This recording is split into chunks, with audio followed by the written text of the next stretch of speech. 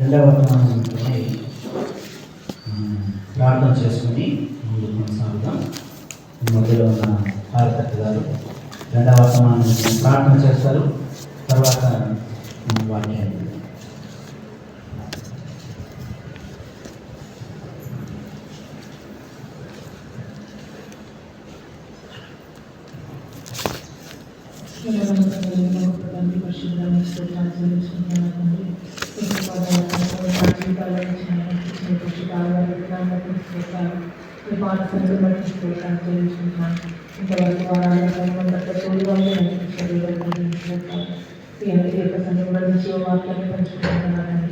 సహాయాన్ని మాకు కలిగించండి. దాసులో నుండి ఆత్మ చెప్తున్న మాటలు చెవిలో వాడు విలుగా కానుంటుంది. ఆత్మ ప్రేరణతో చెప్తున్న మాటలు కూడా మేమందరం విని గ్రహించుకోగలిగినటువంటి ప్రతి ఒక్కరికి వినగల చెవులు వినగల మనసు గ్రహించమన్నాను. మందరం కూడా ఈ యొక్క ఆత్మాభిషేకాన్ని నింపుకొని మహిమ ఘనత ప్రభావం పొందుకోమని మా రక్షకుడు యేసుక్రీస్తు వారి నామములో ప్రార్థిస్తున్నాను తండ్రి.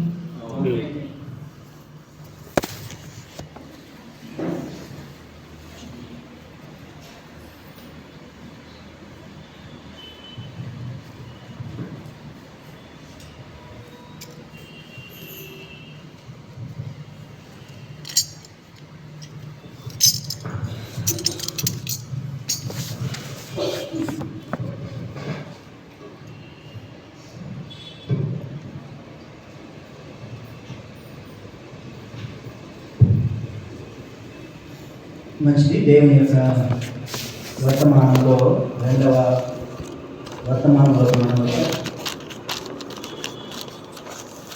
కొన్ని నిమిషాలు శ్రద్ధ పెట్టి దేవుని వాక్యం వినడానికి దేవుడు మనందరికీ సహాయం చేయగా పాత నిబంధన గ్రంథాన్ని మనం అర్థం చేసుకోవడానికి ఒక 3 భాగాలు చెప్తాను.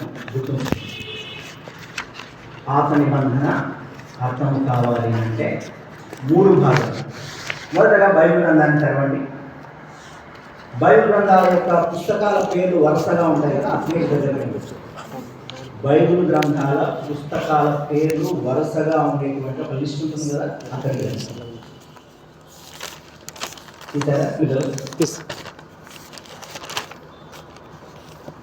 ఇక్కడ ఆది కాండం నుండి రూతు వరకు ఉన్నటువంటి ఈ కాలాన్ని అంతటిని రాజుల కాలానికి ముందు ఇశ్రాయేలీయుల చరిత్ర. ఎప్పటి చరిత్ర? రాజుల కాలానికి ముందు ఇశ్రాయేలీయుల చరిత్ర. సమూయేలు నుండి దినవృత్తాంతములు, ఎస్తేరు వరకు కూడా, సమూయేలు మొదటి గ్రంథము నుండి ఎస్తేరు గ్రంథము వరకు రాజుల కాలములోని ఇశ్రాయేలీయుల చరిత్ర. యెషయా గ్రంథము నుండి మలాకీ గ్రంథము వరకు రాజుల తర్వాత ఇశ్రాయేలుల చరిత్ర. మళ్ళీ చెప్తున్నాను. ఆది కాండము నుండి రూతు గ్రంథము వరకు రాజులకు ముందు ఉన్న ఇశ్రాయేలుల చరిత్ర. సమూయేలు మొదటి గ్రంథము నుండి ఎస్తేరు వరకు రాజుల కాలంలోని, ఇంకా ప్రిసైజ్గా చెప్పుకోవాలంటే సమూయేలు నుండి దినవృత్తాంతముల వరకు రాజుల కాలంలోని ఇశ్రాయేలుల చరిత్ర. యెషయా గ్రంథము నుండి మలాకీ గ్రంథము వరకు రాజుల తర్వాతి కాలంలోని ఇశ్రాయేలుల చరిత్ర. ఎందుకు ఈ డివిజన్ని మనము గుర్తుపెట్టుకోవాలి అంటే, పాత నిబంధన గ్రంథాన్ని అర్థం చేసుకోవాలంటే ఇశ్రాయేలుల చరిత్ర మనకు తెలియాలి. ఇశ్రాయేలుల చరిత్ర తెలిసినప్పుడు పాత నిబంధనలో ఏ గ్రంథం ఎప్పుడు రాయబడింది, ఏ సమయంలో రాయబడింది, దాని అర్థం ఏంటి అని తెలుసుకోవడానికి దేవుడు మనందరికీ సహాయం చేస్తాడు. ఈ డివిజన్ గుర్తుంటుందా? సింపుల్. రాజుల కన్నా ముందు, రాజుల కాలంలో, రాజుల కాలము తర్వాత, అంతే. ఇంతే పాత నిబంధన అంతా. అయితే మనము ప్రవక్తల పరిచయం అనేటువంటి ఒక శీర్షికన 3 భాగాలు చెప్పుకున్నాం. గుర్తున్నాయా? అన్ని గుర్తు లేకపోయినా చెప్పుకున్నాం అన్నది గుర్తుంది కదా. ప్రవక్తల పరిచయం పార్ట్ 1, 2, 3 కంప్లీట్ అయింది. ఇప్పుడు ప్రవక్తల పరిచయం పార్ట్ 4. ఒకసారి బైబిల్ గ్రంథంలో 770వ పేజీని తెరిచి ఉంచుతారా? ప్రవక్తల పరిచయంలో పార్ట్ 4, దీనికి సంబంధించినటువంటి గ్రంథాలను మనము పఠించడం ప్రారంభిద్దాం. పేజ్ నెంబర్ 771, హబక్కూకు గ్రంథం అక్కడ ఉంటుంది. దాని తర్వాత ఏ గ్రంథం ఉంది? హబక్కూకు తర్వాత 770 పేజ్ నెంబర్ తెచ్చారా? జెఫన్యా ఉంది. జెఫన్యా ఆల్రెడీ కవర్ చేసేసాం. సో ఇప్పుడు హబక్కూకు గ్రంథాన్ని, జెఫన్యా తర్వాత ఉన్నటువంటి హగ్గయిని, జకర్యాని, దాని తర్వాత ఏముంది? చివరిగా మలాకి. ఈ 4 గ్రంథాలను, 4 ప్రవక్తలను, వారి యొక్క పరిచయాన్ని నేర్చుకుంటాం. ఈ గ్రంథాలను మనము ధ్యానం చేయడానికి కూడుకున్నప్పుడు దేవుడు మనందరికీ సహాయం చేయనుంటారు. సరే, మొదటిది హబక్కూకు గ్రంథం. హబక్కూకు అనేటువంటి మాటకు అర్థము హత్తుకొనుట, కౌగిలించుకొనుట, దేవుని హత్తుకొనుట, దేవుని కౌగిలించుకొనుట. సరే, ఈ హబక్కూకును తర్వాత హగ్గయి, జకర్యా, మలాకి వీరందరినీ మనము తెలుసుకోబోతూ ఉన్నాం. అయితే రాజుల కాలానికి ముందు ఇశ్రాయేలు చరిత్ర, రాజుల కాలంలో ఇశ్రాయేలు చరిత్ర, రాజుల తర్వాత ఇశ్రాయేలు చరిత్రను 3 భాగాలుగా చూసాం కదా. అయితే చివరిగా రాజుల కాలం తర్వాత ఉండేటువంటి చరిత్రను కూడా మనం 3గా విభజించుకుంటాం. రాజుల తర్వాత ఇశ్రాయేలు చరిత్రను 3గా విభజించుకుంటాం. 1 చెరకు ముందు ఇశ్రాయేలు చరిత్ర, 2 చెర లోపల ఇశ్రాయేలు చరిత్ర, 3 చెర తరువాత ఇశ్రాయేలుల చరిత్ర. చెరకు ముందు ప్రవక్తలు ఉన్నారు, చెరలో ప్రవక్తలు ఉన్నారు, చెర తర్వాత ప్రవక్తలు. ఈ డివిజన్ మనకు అర్థం కాదు. సరే, అసలు చెర అంటున్నాం, ఇది ఏంటి అని గమనిస్తే మనం అందరం ఇంతకుముందు నేర్చుకుంటున్నట్టుగానే అష్షూరీయులు అనేటువంటి ఒక పెద్ద సామ్రాజ్యము ఇశ్రాయేలీయులను, 10 గోత్రాల ఇశ్రాయేలీయులను బందీలుగా చేసి అష్షూరు సామ్రాజ్యానికి వారు తీసుకొని వెళ్ళిపోయారు. ఇశ్రాయేలీయులు అష్షూరీయుల చేతిలో, అష్షూరు సామ్రాజ్యంలో బందీలుగా ఉన్నారు. కొన్ని సంవత్సరాల తర్వాత బబులోనీయులు అనేటువంటి మరొక సామ్రాజ్యము లేచి యూదులను బందీలుగా చేసి వారందరినీ బబులోనికి తెచ్చుకున్నారు. తర్వాత ఇదే బబులోనీయులు అష్షూరు వాళ్ళ దగ్గరికి వెళ్ళి అష్షూరీయులను జయించి అష్షూరు దగ్గర ఉన్నటువంటి ఇశ్రాయేలును కూడా పట్టుకొచ్చి వాళ్ళ దగ్గర పెట్టుకున్నారు. సో యూదులను తెచ్చిపెట్టుకున్నారు వాళ్ళ దగ్గర, అక్కడ ఉన్నటువంటి అష్షూరీయులను జయించి అక్కడ ఉన్న ఇశ్రాయేలును తీసుకొచ్చి తమ దగ్గర పెట్టుకున్నారు. ఎవరు బబులోనీయులు. ఓకే, సో బబులోనీయుల చరిత్ర మనం జ్ఞాపకం చేసుకుంటే, ఇశ్రాయేల్ చరిత్రను మనం జ్ఞాపకం చేసుకుంటే, చెరకు ముందు ఇశ్రాయేల్ చరిత్ర, చెర లోపల ఇశ్రాయేల్ చరిత్ర, చెర తర్వాత ఇశ్రాయేల్ చరిత్ర అన్నట్టుగా నేర్చుకోవడానికి ప్రయత్నం చేయడానికి దేవుడు మనందరికీ సహాయపడునుగా. సరే, ఇప్పుడు చెరకు ముందు ప్రవక్తలు ఉన్నారు, చెర లోపల ప్రవక్తలు ఉన్నారు, చెర తర్వాతి ప్రవక్తలు కూడా ఉన్నారు. అయితే హబక్కూకు దగ్గరకు వద్దాం. హబక్కూకు అనేటువంటి ఈ ప్రవక్త ఏ సమయంలో మరి యొక్క ప్రవచనాలు ఇచ్చాడు అంటే, బబులోను చెరకు ముందుగా, అంటే బబులోనిలో వచ్చి చెరగా తీసుకొని పోవడానికన్నా ముందుగా ప్రవచించినటువంటి వ్యక్తి హబక్కూకు గారు. సరే, ఈయన ఏం ప్రవచించాడు? హబక్కూకు మిగతా ప్రవక్తలకు చాలా తేడా ఉంది.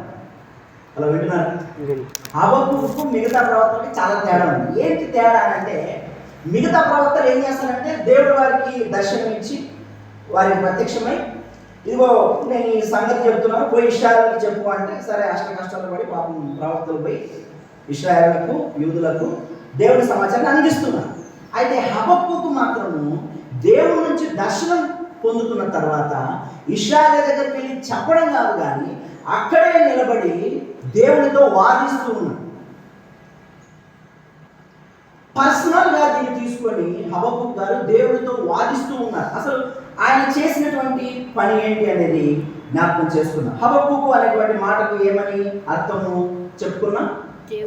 దేవుని హత్తుకొనుట, లేకపోతే దేవుని కౌగిలించుకొనుట. సరే, మొదటి అధ్యాయం హబక్కూకు గ్రంథం మొదటి అధ్యాయం మొదటి వచనం చదువుతున్నది, మొదటి వచనం నుండి చదువుతున్నది. ప్రవక్త యొక్క హబక్కూకు నొద్దకు దర్శన రీతిగా వచ్చినటువంటి దేవోక్తి. ఇక్కడ హబక్కూకు గారు ప్రార్థన చేస్తూ ఉన్నారు. ఏం చేస్తున్నారు? మొదటి వచనం నుంచి 4వ వచనం వరకు హబక్కూకు యొక్క ప్రార్థన. ఏముంది ప్రార్థనలో? యెహోవా, నేను మొర్రపెట్టినను నీవెన్నాళ్ళు ఆలకింపకుందువు అని నేను ప్రార్థన చేస్తున్నానయ్యా దేవా, కానీ నువ్వు ఎన్నాళ్ళు నా ప్రార్థన వినకుండా ఉంటావు? ఎందుకు డిలే చేస్తున్నావు నా ప్రార్థన వినకుండా అని దేవుడిని ప్రశ్నిస్తూ ఉన్నాడు. చాలాసార్లు మన పర్సనల్ లైఫ్లో కూడా దేవుడిని ప్రశ్నించేటువంటి సందర్భాలు వస్తాయి. ఎందుకు దేవా దీన్ని అనుమతించావు? ఎందుకు దేవా నేను ఎన్నిసార్లు ప్రార్థన చేసినా ఈ సమస్యకు ఎందుకు నీవు పరిష్కారం చూపడం లేదు అని మనం దేవుని అడిగే ఉంటాం.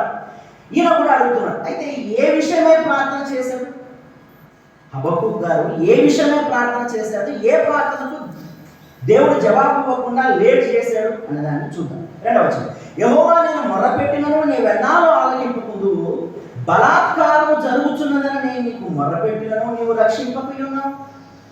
అంటే బలాత్కారం జరుగుతున్నతను ఉన్నటువంటి రాజ్యంలో, ఏ రాజ్యం అది? ఇశ్రాయేలు రాజ్యం, యూదుల రాజ్యం. అందులో బలాత్కారం జరుగుతూ ఉన్నది. ఎవరిని బలాత్కరిస్తూ ఉన్నారు?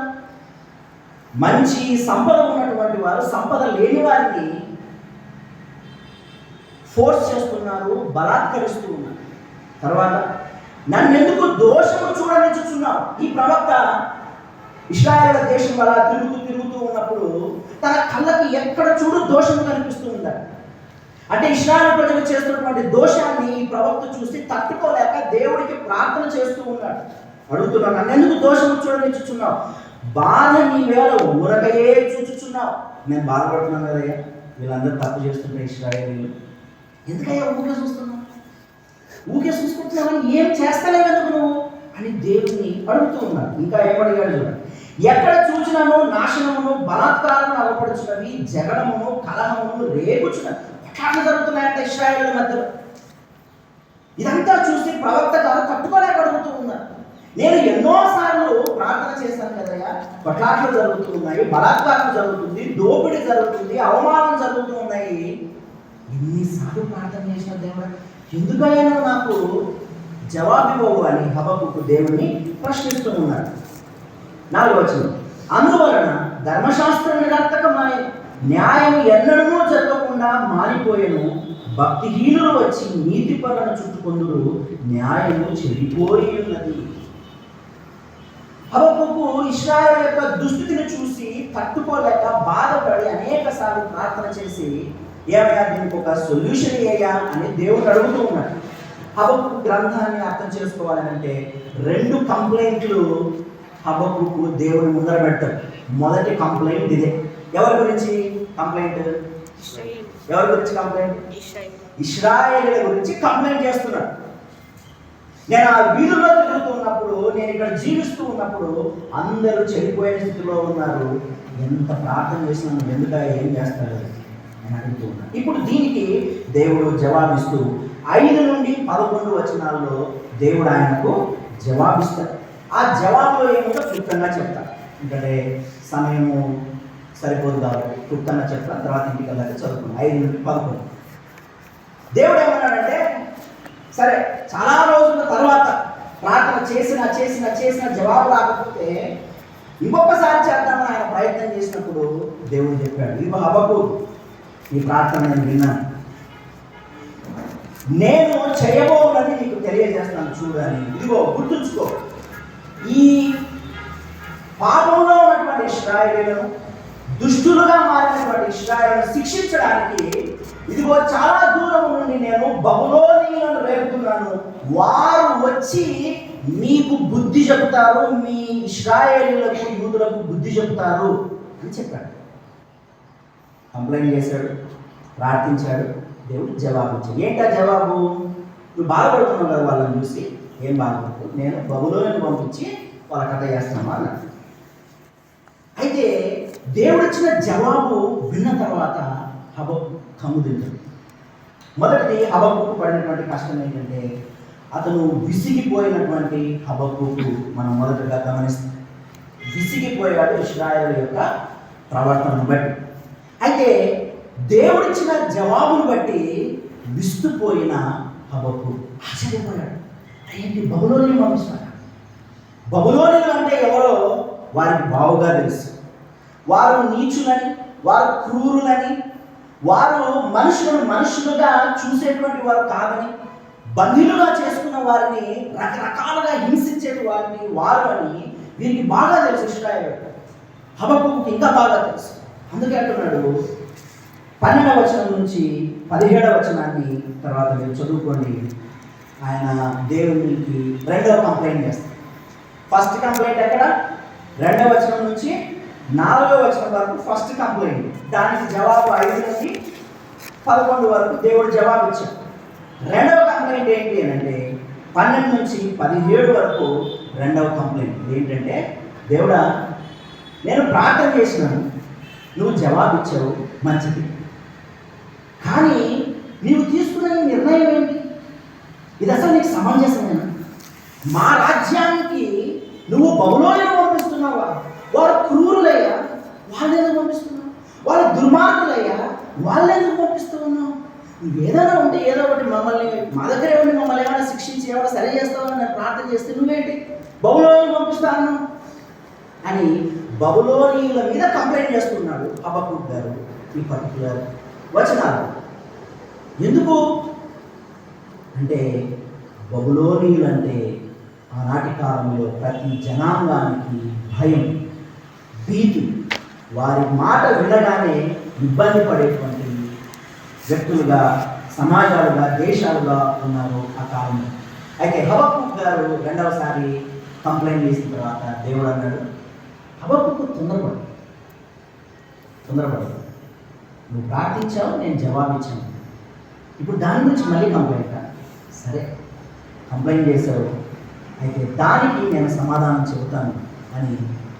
నేను వారిని నీ దగ్గరకు పంపిస్తున్నాను అంటే వారేదో నీతిమంతులను నేను పంపడం లేదు, వారేదో గొప్ప వాళ్ళని వాళ్ళ చేత నిన్ను శిక్షించనీకి నేను వాళ్ళని పంపించడం లేదు.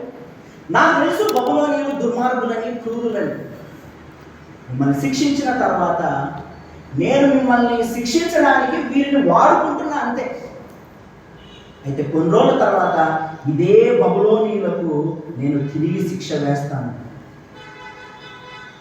నిన్ను ఇబ్బంది పెట్టేటువంటి ఈ బబులోనీయులకు నేను మళ్ళీ శిక్ష వేస్తానని 2వ అధ్యాయంలో ఆయన 6వ వచనం నుండి తీర్పులను ఆయన ఇవ్వడం జరుగుతుంది బబులోనుకు సంబంధించి. సరే, మొదటిది విసిగిపోయిన హబక్కూకు. ఎవరిని చూసి విసిగిపోయాడు? ఇశ్రాయేలు యొక్క ప్రవర్తన చూసి విసిగిపోయాడు, ప్రార్థించాడు. రెండవది విస్తుపోయిన హబక్కూకు. దేనికి విస్తుపోయాడు అంటే ఆశ్చర్యపోయాడు. బబులోనుని పంపిస్తాను అన్నప్పుడు వాళ్ళెందుకయ్యా వద్దు అన్నట్టుగా దేవుడితో మాట్లాడుతూ ఉన్నాడు. మూడవది విశ్వసించిన హబక్కూకు. దేవుడు 2వ కంప్లైంట్ కూడా ఉత్తరం ఇచ్చిన తర్వాత 3వ అధ్యాయము 17వ వచనాన్ని ఒకసారి గమనిద్దాం. చూడండి, 3వ అధ్యాయము 17వ వచనం. అంజూరపు చెట్లు పూయకుండినను, ద్రాక్ష చెట్లు ఫలింపకపోయినను, ఒలీవ చెట్లు కాపు లేకయుండినను, చేనులో పైరు పంటకు రాకపోయినను, గొర్రెలు దొడ్డిలో లేకపోయినను, సాలలో పశువులు లేకపోయినను, నేను యెహోవా యందు ఆనందించదను అని. ఎందుకు ఈ మాట చెప్తున్నాడు? అంజూరపు చెట్లు పూయకుండినా అని ఎందుకు అంటున్నాడంటే, బబులోనీయులు వచ్చి దాడి చేస్తే వీరి సంపద అంతా, వీరి యొక్క వృక్ష సంపద అంతా నాశనం చేసిపోతారు. అందుకన్నాడు, సరే నిజంగా ఒకవేళ నువ్వు నిజంగా అలౌ చేయాలని అనుకుంటే, బబులోనుని పంపించాలి అని నువ్వు డిసైడ్ అయిపోతే ఓకే, నీ చిత్తానికి నేను ఒప్పుకుంటాను. ఒకవేళ వాళ్ళు వచ్చి ఇబ్బంది పెట్టినా సరే, వారు చేసేటువంటి దాడి వల్ల వృక్ష సంపద నాశనమైనా సరే, అంజూరపు చెట్లు పూయకున్నా, ఇంకా ఏమన్నా చూడండి, ద్రాక్ష చెట్లు ఫలింపకపోయినా, ఒలీవ చెట్లు కాపులేకపోయినా, ఏ నష్టము జరిగినా సరే నేను యెహోవా యందు ఏమంటున్నాడు, ఆనందిస్తానయ్యా అని చెబుతూ ఉన్నాడు. సో 3 సంగతులు హబక్కూకు గురించి నేర్చుకున్నాం. మొదటిది విసిగిపోయిన హబక్కూకు, రెండవది విస్తుపోయిన హబక్కూకు, మూడవది విశ్వసించిన హబక్కూకు. ఈయన మానసిక వేదనను దేవుడిచ్చినటువంటి జవాబును, ఆయన యొక్క చివరి డిక్లరేషన్ను మనం గమనిస్తే ఇది మన జీవితాలందరికీ మాదిరికరంగా ఉన్నాయి. మన జీవితాల్లో కూడా కొన్ని సందర్భాల్లో దేవుణ్ణి ప్రశ్నించి ఉంటాం. ఎందుకయ్యా ఇలా చేశారు, ఎందుకయ్యా నేను అనుకున్నది జరగడం లేదు, ఎన్నో సంవత్సరాల నుంచి ప్రార్థన చేస్తున్నాను, నేను అనుకున్న కార్యం ఎందుకు జరగడం లేదని మనం దేవుణ్ణి అడిగి ఉండవచ్చు. హబక్కూకులాగా దేవుడు ఎప్పుడో ఒకసారి ఖచ్చితంగా మనకు జవాబును అనుగ్రహిస్తాడు. అయితే జవాబు ఇచ్చిన తర్వాత మనం ఏం చేయాలి, ఆయన చిత్తానికి మనం అప్పచెప్పుకోవాలి. కొన్నిసార్లు మన చిన్ని బుర్రలకు ఆ మహాదేవుడి యొక్క ప్రణాళిక అర్థం కాదు. మన చిన్ని బుర్రలు కాస్త జ్ఞానమే ఉన్నది మనం. అయితే దేవుడు మహాజ్ఞానం, ఆయన ప్రణాళికను అర్థం చేసుకోవడానికి మనమన్న ఉన్నటువంటి నువ్వు నేను మన జ్ఞానము పనికిరాదు. ఆయన జ్ఞానాన్ని ఒప్పుకొని దేవా ఏది ఏమైనా నువ్వు ఏది చేసినా సరే అని ఆయన చిత్తానికి మన జీవితాన్ని అప్పచెప్పుకుంటే హబక్కూకులాగా చెప్పగలుగుతాయా, అంజూరపు చెట్లు పూయకపోయినా పర్లేదు, ఇంకా ద్రాక్ష చెట్లు ఫలింపకపోయినా పర్లేదు, ఒలీవ చెట్లు కాపు లేకపోయినా పర్లేదయ్యా అంటూ నీ యందు నేను ఆనందిస్తానయ్యా అని మనం చెప్పగలిగితే అది ఎంతటి భాగ్యము, అది ఎంతటి భాగ్యము.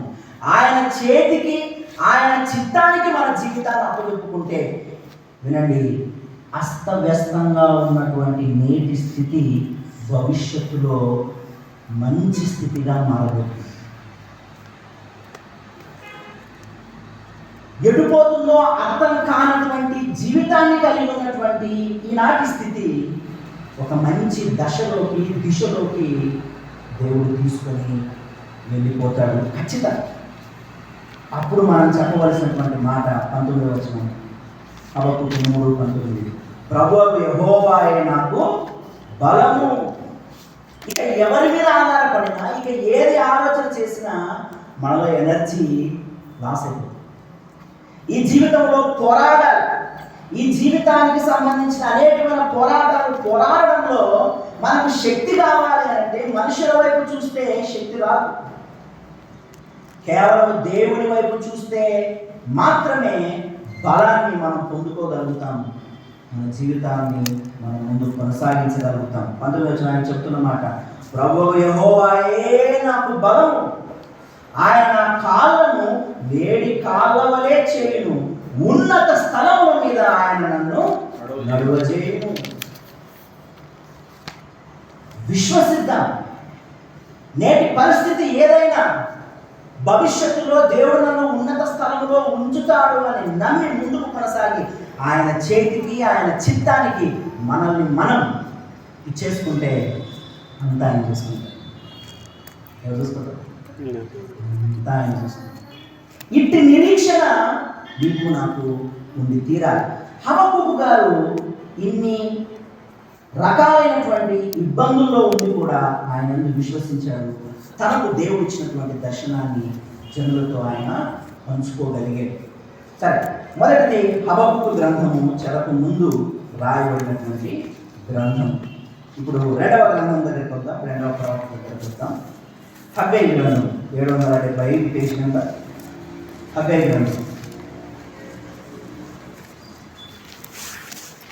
హగ్గై గ్రంథము, అదేవిధంగా ఇంకొక పేజ్ ఇచ్చినట్లయితే జెకర్యా గ్రంథం. వీరిద్దరిని కలిపి ఒకేసారి మనము తెలుసుకోవచ్చు, వీరిద్దరికి సంబంధించినటువంటి విషయాలు.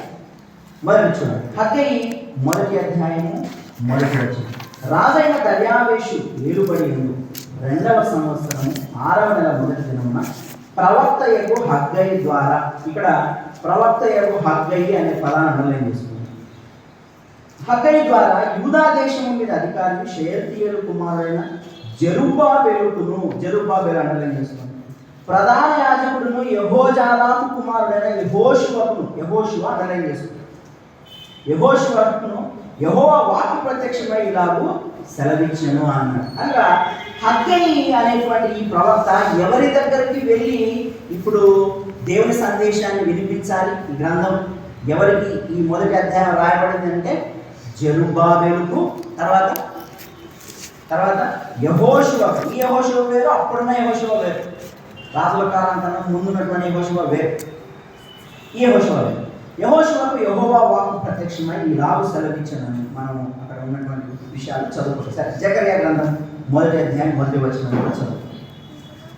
దర్యావేషు ఏలుబడియకు 2వ సంవత్సరం 8వ నెలలో యెహోవా వాక్కు ప్రవక్తయకు యుద్ధోకు పుట్టిన బెరక్యా కుమారుడైన జకర్యాకు ప్రత్యక్షమై సెలవిచ్చినదేమనగా. సరే, హగ్గయి మరియు జకర్యా వీరిద్దరూ ఎప్పుడు రంగంలోకి దిగారు అని అంటే, ఈ రెండు గ్రంథాలు ఎప్పుడు రచించబడ్డాయంటే బబులోను యొక్క చెర తరువాత. చెరకు ముందు ప్రవక్తలు ఉన్నారు, చెరలో ప్రవక్తలు ఉన్నారు, చెర తర్వాత ప్రవక్తలు ఉన్నారు. హగ్గయి, జకర్యా, తర్వాత రాబోతున్నటువంటి మలాకి కూడా, వీరి ముగ్గురు కూడా చెరకు తర్వాత ప్రవచించినటువంటి ప్రవక్తలు. సరే, దీని యొక్క వృత్తాంతం, దీని బ్యాక్గ్రౌండ్ ఏంటో కాస్త తెలుసుకుందాం. బబులోనులోకి వెళ్ళిన తర్వాత హబక్కుకు ఇర్మియా గారు వారు సమకాలీకులు. బబులోనులో ఇర్మియా గారు ఒక ప్రవచనాన్ని చెప్తారు. ఏమని చెప్తారు? 70 సంవత్సరాల తర్వాత దేవుడు మిమ్మల్ని బబులోను నుండి ఇశ్రాయేలు దేశానికి, లేకపోతే యెరూషలేముకు తిరిగి తీసుకొని వస్తాడని వాగ్దానం చేశాడు. ఇది ఖచ్చితంగా జరుగుతుందని మీరు నిరీక్షణ ఉంచండి చెరలో ఉన్న వారికి సందేశాన్ని ఇచ్చాడు. తర్వాత ఏమైంది? బబులోను రాజ్యము నాశనం అయిపోయి తర్వాత పెరిగినటువంటి రాజ్యం ఏది అంటే పారసీక రాజు. బబులోనీయుల మీద దాడికి ఎవరు వచ్చారంటే పారసీకులు వచ్చి బబులోనును నాశనం చేశారు. నాశనం చేసిన తర్వాత ఈ పారసీక రాజు కోరేషు అనేటువంటి వ్యక్తి ఏం చేశాడంటే చెరలో ఉన్నటువంటి ఇశ్రాయేలులందరికీ పర్మిషన్ ఇచ్చేశాడు. దేనికి? మీరు యెరూషలేముకి వెళ్ళిపోండి అని. ఎవరైనా? పారసీక దేశపు రాజైన కోరేషు. ఈయన ఎవరిని ఓడించాడు? బబులోనియను ఓడించాడు. ఈ మాటలు మనకు ఎక్కడ ఉంటాయి? ఎజ్రా గ్రంథాన్ని చూద్దాం. చూడండి, ఎజ్రా గ్రంథం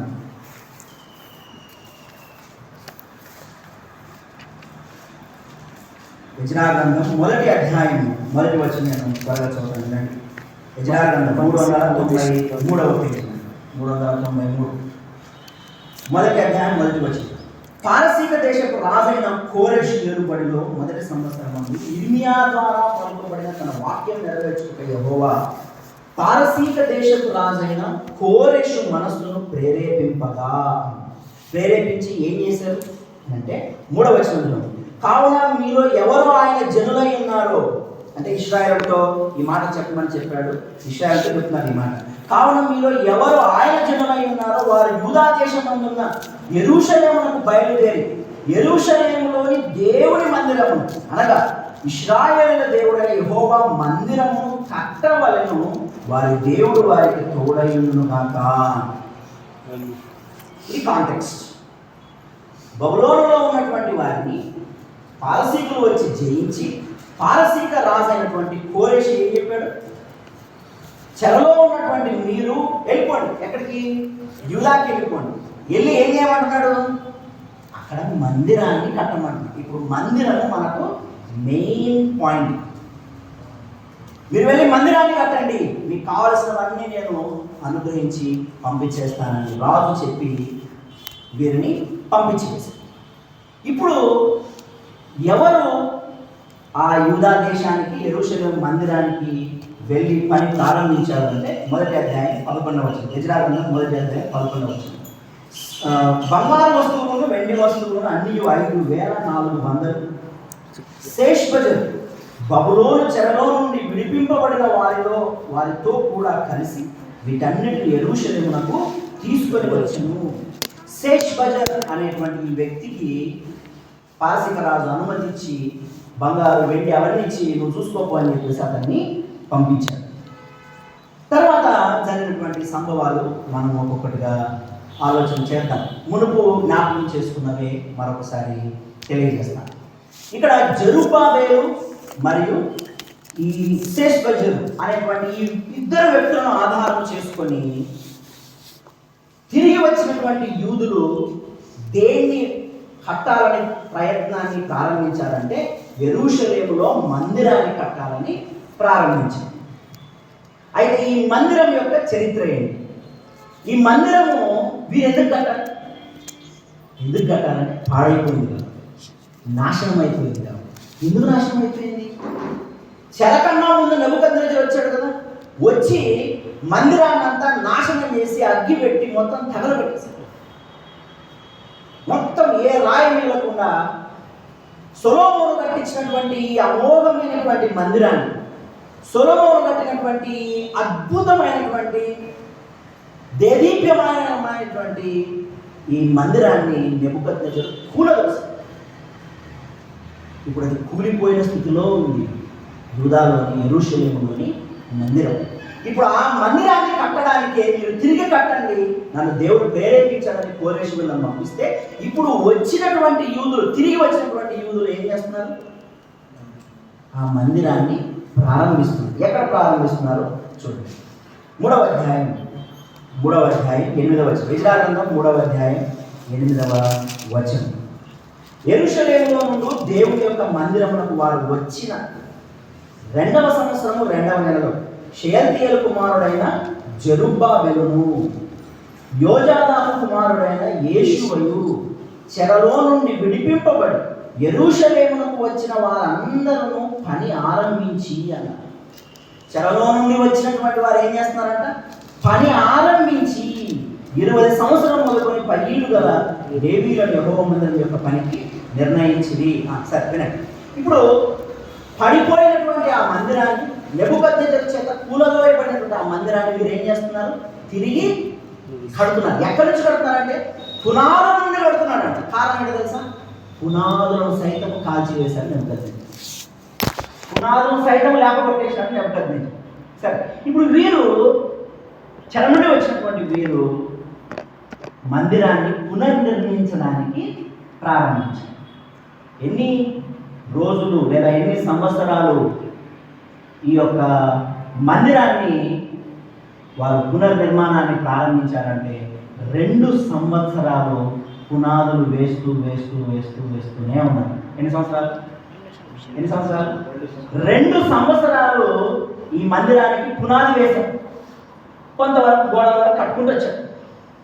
అయితే ఏమైందంటే కాస్త ఈ రాజకీయ ఒత్తిడి వల్ల మందిర నిర్మాణం ఆగిపోయింది. ఎన్ని సంవత్సరాలు ఆగింది అంటే ఒకసారి చూడండి.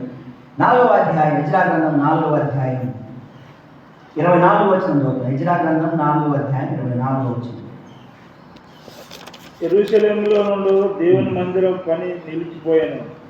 ఈలాగున పారసీక దేశపు రాజైన దర్యావేషు ఏలుబడి యందు 2వ సంవత్సరం వరకు ఆ పని నిలిచిపోయాను. యెరూషలేములో నుండి దేవుని మందిరపు పని నిలిచిపోయింది. చెరలో నుండి వచ్చిన వారు 2 సంవత్సరాలు పునాదులు తర్వాత గోడలు కడుతూ ఉన్నారు. 2 సంవత్సరాలు కట్టారు. కట్టిన తర్వాత జరిగింది ఆ యొక్క పని నిలిచిపోయింది. ఇది 536 BCలో జరిగినటువంటి సంభవం. సరే, ఈ దేవుని మందిరం ఇక్కడ ఆగిపోయింది. 5వ అధ్యాయం 1వ వచనం చదవండి. 5వ అధ్యాయం 1వ వచనం. ప్రవక్తలైన హగ్గయియు ఇద్దో కుమారుడైన జకర్యాయు యూదా దేశమునందును యెరూషలేమునందును ఉన్న యూదులకు ఇశ్రాయేలుల దేవుడైన యెహోవాను నామమును ప్రకటింపగా. చాలు. మొదటి లైన్లో ఉన్నది కదా, చదువుకున్నాం కదా, ఏమని? ప్రవక్త అయిన హగ్గయి. ఇప్పుడు అదే కదా మనం అక్కడ చదువుకున్నది. ఇద్దో కుమారుడైన జకర్యా. హగ్గై గారు, జకర్యా గారు ఇక్కడ కనిపిస్తున్నారు. పై వచనానికి 4:24కి 5:1కి ఈ మధ్యలో ఉన్నటువంటి గ్యాప్ ఎంత అంటే 16 సంవత్సరాలు. ఎన్ని సంవత్సరాలు మందిర నిర్మాణం ఆగిపోయింది అంటే 16 సంవత్సరాలు మందిర నిర్మాణం ఆగిపోయింది. మొదట 2 సంవత్సరాలు కట్టారు. రాజకీయ ఒత్తిడి వల్ల 16 సంవత్సరాలు దేవుని మందిర నిర్మాణం ఆగిపోయింది. మరి ఇశ్రాయేలు ఆ సమయంలో ఏం చేస్తున్నారంటే వారు తమ ఇల్లులు కట్టుకుంటున్నారు, తమ జీవితాన్ని వారు చూసుకుంటున్నారు, కానీ దేవుని మందిరాన్ని పట్టించుకోకుండా తమ జీవితాన్ని కొనసాగిస్తున్నారు ఇశ్రాయేలు. అప్పుడు దేవుడు హగ్గై గారిని, జకర్యా గారిని ఇద్దరిని ప్రవక్తలుగా నిలబెట్టి, ఇదిగో మీరు వెళ్ళాలి, ఆగిపోయినటువంటి ఆ మందిర నిర్మాణాన్ని ప్రారంభించమని. ఇదిగో హగ్గై, నువ్వు మందిరం గురించి మాట్లాడు, ఇదిగో జకర్యా, నువ్వు వారి యొక్క ఆత్మీయ స్థితి గురించి మాట్లాడు అని ఇద్దరికి కూడా దేవుడు ఆజ్ఞ ఇచ్చి హగ్గై గారిని తర్వాత జకర్యా గారిని వీరిద్దరిని మందిర పునర్నిర్మాణానికి సంబంధించినటువంటి ఆ కాలానికి దేవుడు పంపించడం అనేది జరిగింది. సరే, హగ్గై గ్రంథం దగ్గరకు వచ్చేద్దాం. మరి హగ్గై గ్రంథం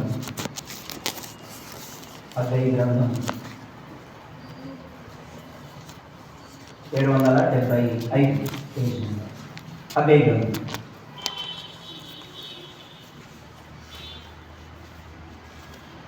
గ్రంథం మొదటి అధ్యాయం 2వ వచనాన్ని నేను చదువుతాను. సమయం ఇంకా రాలేదు, యెహోవా మందిరమును కట్టించుటకు సమయం ఇంకా రాలేదని ఈ జనులు చెప్పుచున్నారే అని. వీళ్ళు ఏం చెప్తున్నారంట? అక్కడున్న జనాభా అంతా 16 సంవత్సరాలు దేవుని పని ఆగిపోయినా సరే ఏమంటారంట? ఇంకా టైం రాలే దేవుని మందిరం కట్టడానికి, ఇంకా టైం రాలే అని వారు తమను తాము కన్విన్స్ చేసుకుంటూ ఉన్నారు. 3వ వచనంలో, అందుకు యెహోవాకు ప్రత్యక్షమై ప్రవక్త హగ్గై ద్వారా సెలవించినది ఏమనగా, ఈ మందిరము పాడై ఉండగా మీరు సరంబి వేసిన ఇళ్లలో నివసించడానికి ఇది సమయమా? దేవుని మందిరం పాడైపోతే, ఆగిపోతే మీరు మీ ఇళ్లలో సుఖంగా ఉండడానికి ప్రయత్నం చేస్తున్నారా? ఇలా సుఖపడడానికి సమయమా అంటూ దేవుడు చెబుతున్నాడు. అలాగే ఏమన్నాడు తెలుసా? ఇదిగో మీరు చేసినటువంటి నిర్లక్ష్య ఫలితంగానే మీ దేశానికి నేను క్షామాన్ని తీసుకొస్తున్నాను, కరువును తీసుకొస్తున్నాను, ఇబ్బందులు తీసుకొస్తున్నా అని తర్వాత మీరు చదువుతూ పోతే మనకు అర్థమవుతుంది. 6వ వచనాన్ని ఒకసారి చూడండి. మీ ప్రవర్తన గురించి ఆలోచించుకోనండి, మీరు విస్తారముగా విత్తినను మీకు కొంచెమే పండేను. వీళ్ళు చాలా విత్తుతున్నారంట పోయి, కానీ ఏం జరుగుతుందంట? పంట రావడం లేదు. మీరు భోజనం చేయించినాను, ఆకలి తీరక ఉన్నది. భోజనం చేస్తున్నారని మీ ఆకలి తీరడం లేదు. పానం చేయించినాను, దాహము తీరకున్నది. బట్టలు కప్పుకొనుచున్నాను, చలి ఆగకున్నది. పనివారు కష్టము చేసి జీతము సంపాదించుకున్న జీతము చిరిగిపోయిన సంచిలో వేసినట్టుగా ఉన్నది. కారణం ఏంటి అంటే, కాగా సైన్యులు గణపతి యెహోవా సెలవిచ్చినదేమనగా, మీ ప్రవర్తన గురించి ఆలోచించుకోండి. మీ ప్రవర్తన నా సన్నిధిలో బాగోలేదు అంటున్నాడు దేవుడు. చివరిగా 11వ వచనం చూడండి. నేను భూమికి పర్వతమునకును అనావృష్టి కలుగజేసి, అనగా కరువు కలుగజేసి, ధాన్యం విషయంలో, ద్రాక్షారసం విషయంలో, తైలం విషయంలోను, భూమి ఫలించు సమస్తము విషయంలోను, మనుషుల విషయంలోను, పశువుల విషయంలోను, చేతి పనులన్నిటి విషయంలోను క్షామము పుట్టించి ఉన్నాను. మీరు కరువులో ఉన్నారు, కానీ దేవుని మందిరం గురించి మీరు పట్టించుకోవడం లేదు. ఆ కరువు ఎందుకు వచ్చిందని ఆలోచన చేయడం లేదు. మీరు ఇబ్బందుల్లోకి ఎందుకు వెళ్ళారని ఆలోచన చేయడం లేదు. నన్ను పట్టించుకోవడం లేదు, నా మందిరాన్ని పట్టించుకోవడం లేదు. అందుకొరకే నేను ఈ క్షమాన్ని మీకు సంబంధించిన ప్రతి దాని మీద తీసుకొని వచ్చాను, ఆలోచన చేయండి అని హగ్గై ద్వారా దేవుని వర్తమానాన్ని ఇశ్రాయేలీయులకు దేవుడు పంపించాడు. హగ్గై యొక్క మొదటి పని ఏంటి అంటే జెరుబ్బాబేలును స్థిరపరచాలి. ఎందుకంటే జెరుబ్బాబేలు పని ప్రారంభించిన వాడు మధ్యలో ఆగిపోయాడు పొలిటికల్ ప్రెషర్ని బట్టి. ఇప్పుడు పొలిటికల్ ప్రెషర్ ద్వారా ఆగిపోయినటువంటి ఈ పనిని తిరిగి ప్రారంభించాలి అంటే జెరుబ్బాబేలుకు ఇన్స్పిరేషన్ కావాలి. జెరుబ్బాబేలుకు ఇన్స్పిరేషన్ కావాలని హగ్గై గారిని పంపించి ఏమన్నా తెలుసా? ఇదిగో Zerubbabel, you don't worry, you stand for me, I will take care of everything. నువ్వు నా కోసం నిలబడి నేను మొత్తం చూసుకుంటాను. 2వ అధ్యాయం 4వ వచనం చదువుతున్నాను చూడండి. 2వ అధ్యాయం 4వ వచనం. జెరుబ్బాబెలు ధైర్యము తెచ్చుకొను. యెహోషువ ధైర్యము తెచ్చుకొను.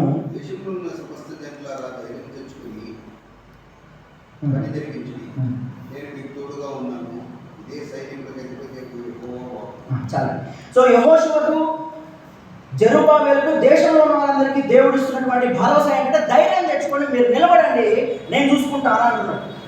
అయితే హగ్గై గారు, జకర్యా గారు వీరిద్దరూ ఏ సందర్భంలో వచ్చారంటే 16 సంవత్సరాలు పొలిటికల్ ప్రెషర్ వల్ల ఆగిపోయినటువంటి మందిర సమయంలో వచ్చినప్పుడు ఇప్పుడు ఈ వ్యక్తులను కన్విన్స్ చేయాలంటే హగ్గై గారికి ఎంత కష్టమో.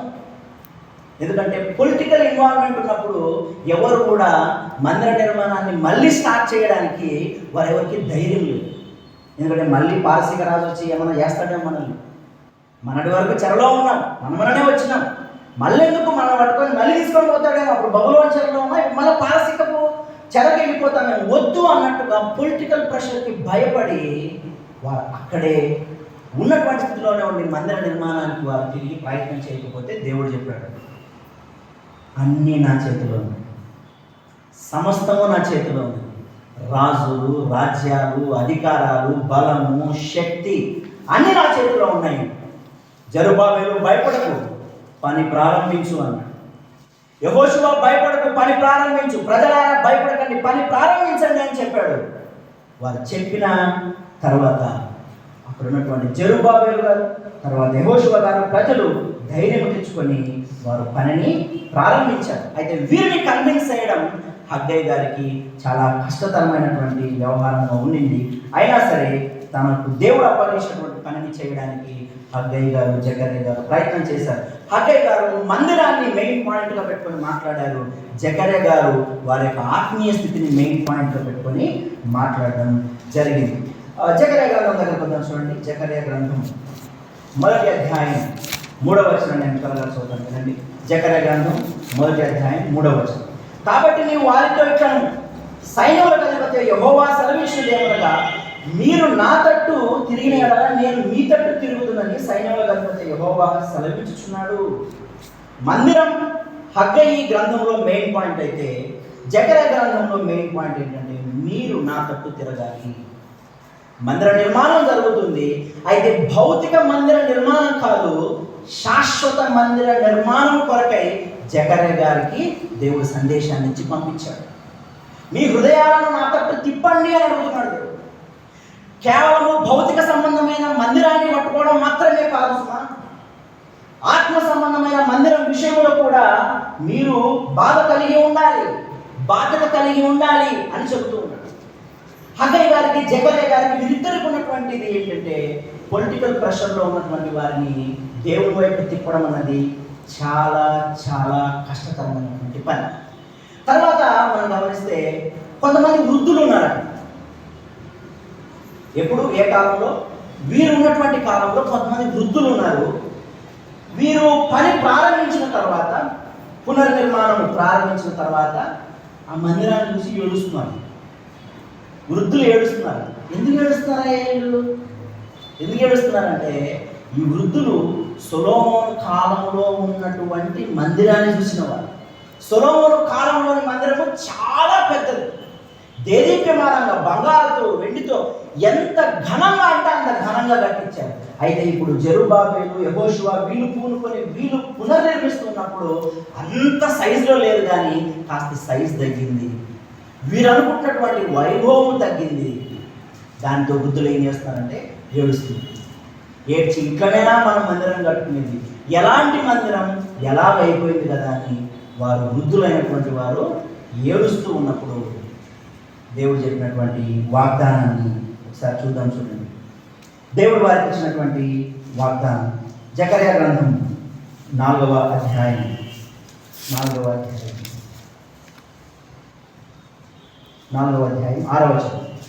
అప్పుడు నాతో ఇట్లనను, జెరుబ్బాబెలునకు ప్రత్యక్షమగు యెహోవా వాక్కు ఇదే, శక్తి చేతనైనను బలము చేతనైనను కాక నా ఆత్మ చేతనే ఇది జరుగునని సైన్యములకు అధిపతి యెహోవా సెలవిచ్చుచున్నాడు. గొప్ప పర్వతమా, జెరుబ్బాబెలును అడ్డగించుటకు నీవు ఏమాత్రపు దానము, నీవు చదును భూమి వగుదువు. కృప కలుగును గాక, కృప కలుగును గాక అని జనులు కేకలు వేయగా అతడు పైరాయి తీసుకొని పెట్టించును. ఎన్ని సమస్యలున్నా నువ్వేం భయపడదు జెరుబ్బాబెలు, నువ్వు ప్రారంభించు ఈ కార్యాన్ని. శక్తి చేత కాదు, బలము చేత కాదు. దేంతో చేస్తానన్నాడు దేవుడు? దేంతో చేస్తానన్నాడు? నా ఆత్మ చేత దీనిని చేతును అని. ఇప్పుడు 2వ అధ్యాయము హగ్గై గ్రంథం చూద్దాం. హగ్గై గ్రంథం 2వ అధ్యాయం 7వ వచనం. వీరు పని ప్రారంభించిన తర్వాత వృద్ధులు ఏడుస్తూ ఉన్నప్పుడు వృద్ధులకు దేవుడు ఇస్తున్నటువంటి సమాధానం. 2వ అధ్యాయం 7వ వచనం. నేను అన్యజనులందరినీ కదిలింపగా అన్యజనులందరి యొక్క ఇష్ట వస్తువులు తేబడును. నేను ఈ మందిరమును దేంతో నింపుతానండి? వృద్ధులకు దేవుడు ఇస్తున్నటువంటి జవాబు ఏంటంటే, మీరు భౌతిక సంబంధమైనటువంటి బంగారు, వెండి, పరిమాణం ఇవన్నీ చూసుకోవద్దండి. ఎంత పెద్దగా ఇదిగా చూసుకోవాల్సింది. ఆ మందిరంలో దేవుని మహిమ ఉందో లేదో చూసుకోండి అని చెప్పి దేవుడు అంటున్నాడు. నేను ఈ మందిరమును మహిమతో నింపెదను, సైన్యములకు అధిపతి యెహోవా వాక్కు అన్నాడు. ఇంకా చదువుకుంటూ వెళ్ళినట్లయితే, మునుపటి మహిమ కన్నా ఎక్కువైన మహిమను నేను ఈ యొక్క పునర్నిర్మించబడేటువంటి మందిరంలో ఉంచుతాను అని దేవుడు చెప్పారు. వృద్ధులకు దేవుడు ఇచ్చినటువంటి అభయం అది. మీరు భౌతిక సంబంధమైన వాటి విషయం కాదు, ఆత్మ సంబంధమైన విషయం పట్ల దృష్టి ఉంచండి. నా మహిమ నేను ఉంచుతున్నాను, అంతకన్నా ఏం కావాలి? బంగారం ఉంది, వెండి ఉంది. బంగారుతో చర్చి కట్టినా, వెండితో చర్చి కట్టినా, అందులో దేవుడు లేడు. ఏం చేసుకోవాలి ఇంకా చర్చి? ఏం చేసుకోవడానికి ఆ మందిరం? వాటి మీద దృష్టించకండి, నా మీద దృష్టించండి. నేను నివసిస్తాను ఆ మందిరంలో, నా సన్నిధి నేను అక్కడ తీసుకొని వస్తానని జకర్యా గారు చెప్పాడు. ఆత్మ ద్వారా నేను ఈ కార్యం చేస్తానని చెప్పాడు. మునుపటి మహిమ కన్నా ఎక్కువైన మహిమను దేవుడు ఇస్తానని చెప్పాడు. వారికి మాత్రమే కాదు, హగ్గై, జకర్యాల ద్వారా ఇశ్రాయేలుకు మాత్రమే కాదు, ఈనాడు ఇక్కడ కూర్చున్న మనందరికీ, ఈ కాలంలో ఏ సంఘంలో ఎక్కడెక్కడైతే విశ్వాసులు కూర్చున్నారో వారందరికీ కూడా దేవుడు చెబుతున్నటువంటి మాట ఏంటంటే, భౌతిక సంబంధమైనటువంటి మందిరంలో నివసించాలని నేను ఇష్టపడడం లేదు. I want to live in your heart. నీ హృదయంలో నివసించాలనుకుంటున్నాను. నీ హృదయంలో మహిమ కలిగి నేను బతకాలనుకుంటూ ఉన్నాను. నీ హృదయాన్ని నాకు ఇవ్వు అని దేవుడు మనం అందరినీ అడుగుతుంది. ఒకవేళ ఆత్మీయ జీవితాన్ని ప్రారంభించి ఏదో సమస్య చేత, ఏదో ఇబ్బంది చేత, ఎవరో ఏదో అన్నారని, ఎక్కడో తొట్టుపాటు పడ్డామని, ఎక్కడో అనుకోకుండా తప్పులు చేశామని, ఎక్కడో అనుకొని తెలిసి తప్పులు చేశామని ఆత్మీయ జీవితాన్ని ఆపేస్తే దేవుడు చెబుతున్నమాట, ఇదిగో తిరిగి నా దగ్గర మునుపటి మహిమ కన్నా అధికమైన మహిమ నేను ఇస్తాను. ఎందుకోసం తెలుసా? మీరందరూ విలువ పెట్టి కొనబడిన వారు. బంగారంతో కట్టినటువంటి మందిరాలు కాదు మీరు, వెండితో పోత పోసినటువంటి వాటితో కట్టినటువంటి మందిరాలు కాదు మీరు. దేవుడు చెప్తున్నమాట, నా సొంత కుమారుడైన ప్రభువైన యేసుక్రీస్తు రక్తము చేత అభిషేకించి కట్టినటువంటి మందిరం ఈ మందిరాలు. పాడైపోయినటువంటి యెరూషలేము మందిరాన్ని దేవుడు మహిమతో నింపినట్టు, పాడైపోయిన మన ఆత్మీయ మందిరాలని దేవుడు ప్రభువైన యేసుక్రీస్తు ద్వారా మహిమతో నింపాడు. ఒకవేళ ఏ సందర్భంలోనైనా ఈ మందిరం కూలిపోయినట్టు మనం కూలిపోయినా, ఈ మందిరం నాశనమైనట్టు మనం నాశనం అయిపోయినా, ఈ మందిరం ఇబ్బందుల్లో ఉన్నట్టు మనం ఇబ్బందుల్లో ఉన్నా, దేవుడు చెప్తున్నాడు, మునుపటి మహిమ కన్నా అధిక మహిమ నేను ఇస్తాను, నన్ను విడిచి వెళ్ళకు, నువ్వు తిరిగి నా దగ్గరికి రా, నీ మహిమను నేను రెట్టింపు చేస్తానని చెప్తున్నాను. మరి ఈ పిలుపుని విని మనమందరము దేవుని దగ్గరకు వెళ్ళడం, ఆత్మీయ మందిరమైనటువంటి మన మందిరాన్ని దేవుని సన్నిధిలో ప్రోక్షించి, ఆయన సన్నిధిలో మన పాపాన్ని ఒప్పుకొని, మన ఇబ్బందులను ఒప్పుకొని, ఆయన నడిపింపుకు, ఆయన చిత్తానికి, ఆయన చూపిస్తున్నటువంటి దిశకు, ఆయన ఉంచబోతున్నటువంటి దశకు మన జీవితాన్ని మనం అప్పచెప్పుకుంటే, God will take care of our lifes. God will take care of our childrens lifes, God will take care of our families lifes. మనల్ని, మన పిల్లల్ని, మన కుటుంబాన్ని దేవుడు తన చేతిలో పెట్టుకొని ముందుకు నడిపించేటువంటి కార్యక్రమాన్ని ఆయన ఖచ్చితంగా చేస్తారు. సరే, మొదటిది హబక్కూకు గురించి విన్నాం. రెండవది హగ్గయి గ్రంథం, అదేవిధంగా జకర్యా గ్రంథాన్ని గురించి విన్నాం. హబక్కూకు ఎప్పుడు రాయబడిన గ్రంథం?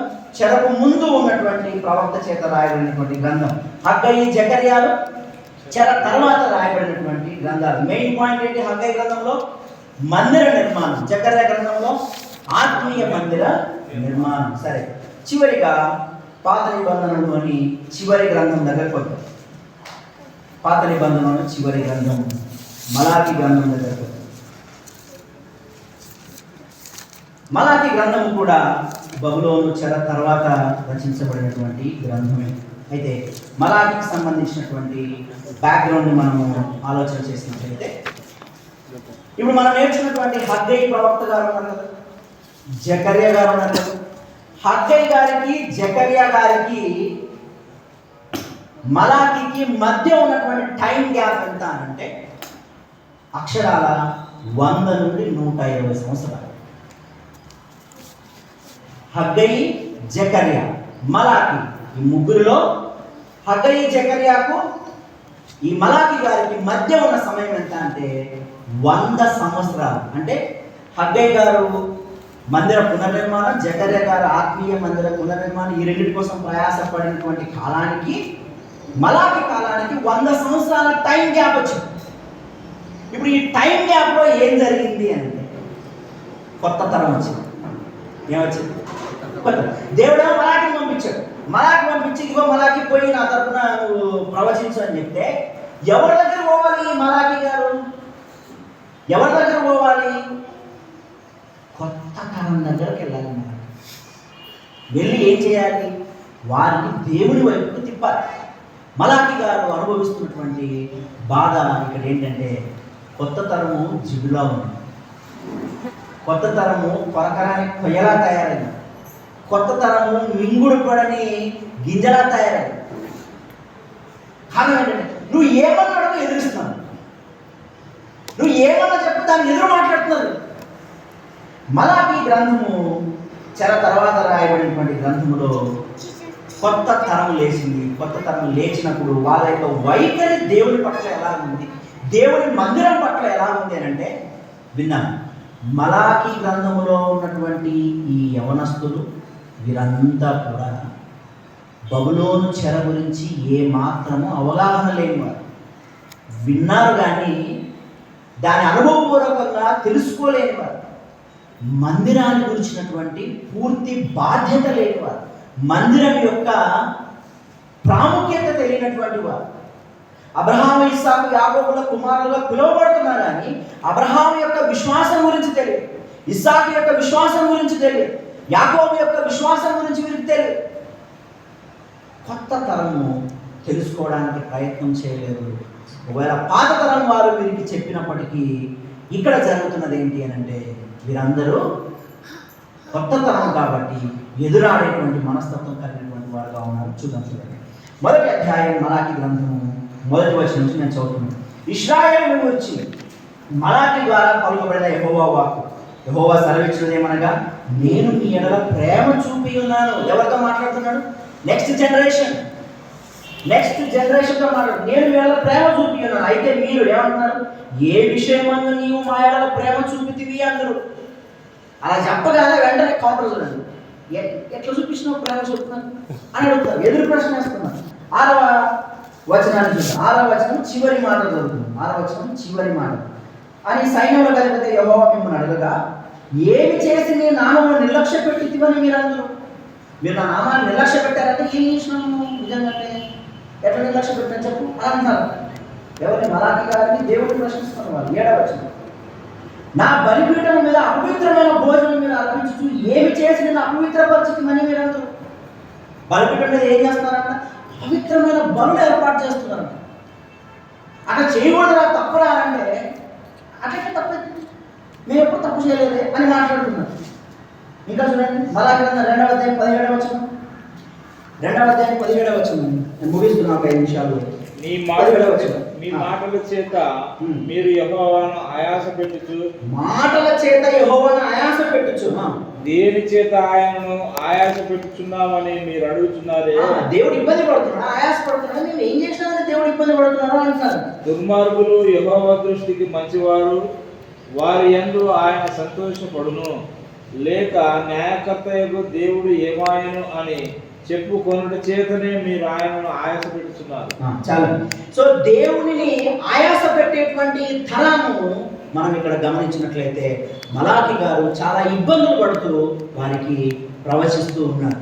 సో ఈ కొత్త తరము ఏం చేసింది అంటే 3 సంగతులు చూసుకుంటే ఇందులో కొత్త తరము, కొత్త పద్ధతులు, కొత్త ఫిలాసఫీలు వీళ్ళు తీసుకొని వచ్చి మేము చేసింది కరెక్ట్, నువ్వు ఎంతన్నా చెప్పు, మేము చేసిందే కరెక్ట్ అనేటువంటి తరముగా వీరు ఉన్నప్పుడు దేవుడు మలాకి ద్వారా వారికి చెప్పినటువంటి ప్రవచనమే ఈ గ్రంథంలో ఉన్నది. దేవుడు వారితో చెప్పాడు, తిరిగి మీరు నా తట్టు తిరిగి తీరాలి, నా తట్టు తిరగకపోతే మీకు మళ్ళీ శిక్ష ఉంటుంది అని దేవుడు చెప్పాడు.